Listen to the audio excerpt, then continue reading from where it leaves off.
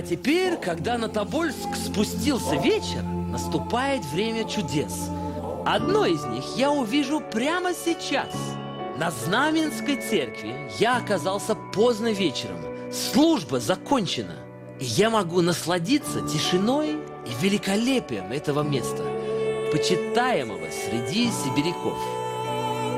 А вот главная святыня этого храма – Абалакская икона Божьей Матери, самая почитаемая в Сибири.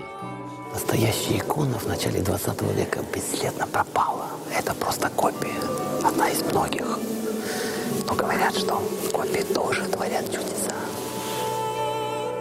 Каждый день к этой иконе отовсюду приезжают и приходят десятки людей, чтобы попросить о чуде.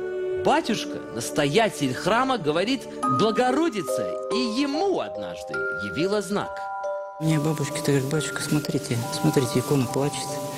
Вот я подхожу, смотрю, действительно у иконы текут слезы.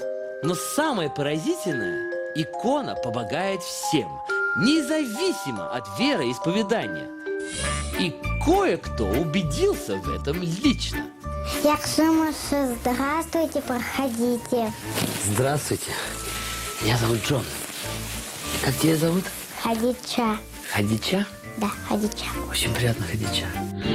Еще 4 года назад Хадича не могла произнести ни слова. Ее бабушка думала, девочка навсегда останется немой. Ну, мы возили к врачам, везде обращались, к логопедам обращались. Однажды нас повезли туда экскурсию Абалак. А нам, мусульманам, же страшно заходить в христианский монастырь. Хадиче ее бабушки рассказали, что в храме есть святыня, которая творит чудеса. И девочка сама подошла к иконе. Вот она на эту икону встала, смотрит и меня не чует. Я говорю: Хадича, пошли, пошли. Она никакой реакции не делает. Больше часа девочка простояла возле Богородицы.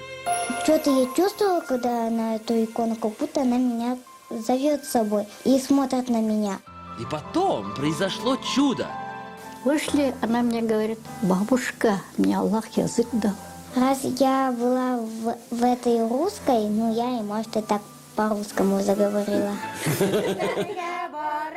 На своем родном татарском языке Хадича почти не говорит, но ее тетушки и бабушки не дают забыть о корнях.